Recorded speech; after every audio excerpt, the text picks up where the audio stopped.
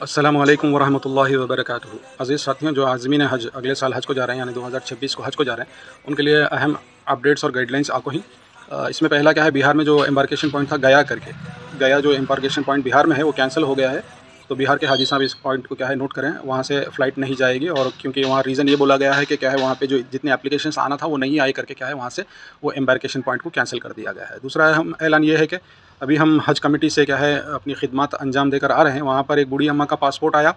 जब पासपोर्ट हम लोग चेक करने लगे तो क्या है, उनके बच्चों का नंबर, जो इम्पोर्टेंट नंबर हमारे बूढ़े लोगों की, ज़ैफ़ लोगों की आदत होती है कहीं लिख लेना, तो अम्मा ने पासपोर्ट पे वो एम्प्टी जो पेजेस होते हैं वहाँ पे उनके नंबर लिख लिए पेन से।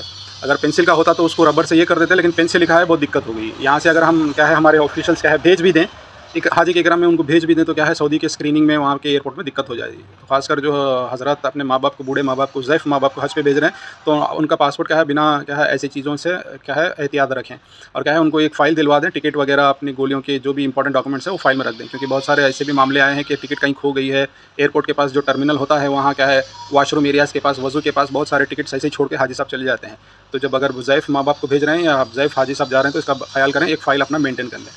तीसरा अहम, और गोलियों के ताल्लुक, टैबलेट्स के ताल्लुक से क्या है, जो भी अपने प्रिस्क्रिप्शन है उसको प्रिस्क्रिप्शन को अपने साथ लेके टैबलेट्स ले जाएं। विदाउट प्रिस्क्रिप्शन ना ले जाएं, सऊदी के एयरपोर्ट में दिक्कत हो जाती है। और जो इंडिया में टैबलेट्स चलते हैं वहाँ पे बैंड होते हैं, तो ये लिस्ट भी क्या है देखकर संभाल कर क्या है एहतियात बरत कर लेकर जाएँ। और आखिरी अपडेट ये है कि क्या है, सऊदी हुकूमत ने पिछले महीने भी बहुत हेल्थ के ताल्लुक से स्ट्रिक्ट गाइडलाइंस दिए थे, तो इस बार भी क्या है बहुत सख्त गाइडलाइंस दिए हैं।